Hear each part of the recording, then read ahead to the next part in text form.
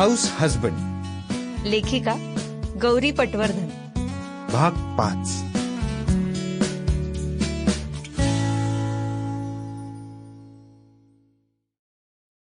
Bell वाजली तेव्हा रोहितची आई संध्याकाळचा चहा ठेवतच होती. बाबांनी दार उघडलं तर दारात मन्या काका. अरे, तुम्ही इकडे या ना, या ना. मन्या काकांना घरात बोलवत बाबांनी आईला चहा वाढवायला सांगितलं. मन्या काका आलेत म्हटल्यावर आईनं चहाबरोबर भजी सुद्धा करायला घेतली. बाहेर बाबा आणि मन्या काका गप्पा मारत बसले होते. मन्या काका म्हणत होते, तुम्ही एवढ्या संध्याकाळी पार्कात आला नाहीत म्हणून म्हटलं आपणच भेटू. पण पार्कातले कांबळे साहेब म्हणाले की तुम्ही रोहितच्या घरी आलात, म्हणून मग इकडे आलो. नाही नाही, फार बरं केलं, त्यानिमित्ताने गप्पा होतील.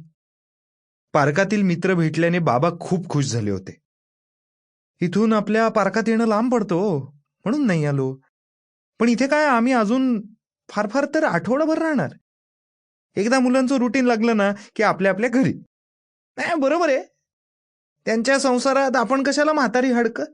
अगदी, मीही कायम तेच म्हणतो, मुलं आपल्यापासून थोडी लांब राहिली म्हणजे संबंध चांगले राहतात. शिवाय अडी अडचणीला एकमेकांकडे जाता येतं. आत्ता नाही का आलो? हो ना, कांबळे साहेब सांगत होते रोहितला जॉब लागला परत म्हणे. हा, लागला म्हणजे काय, त्यानं परत जॉब करायला सुरुवात केली. Sample complete. Ready to continue?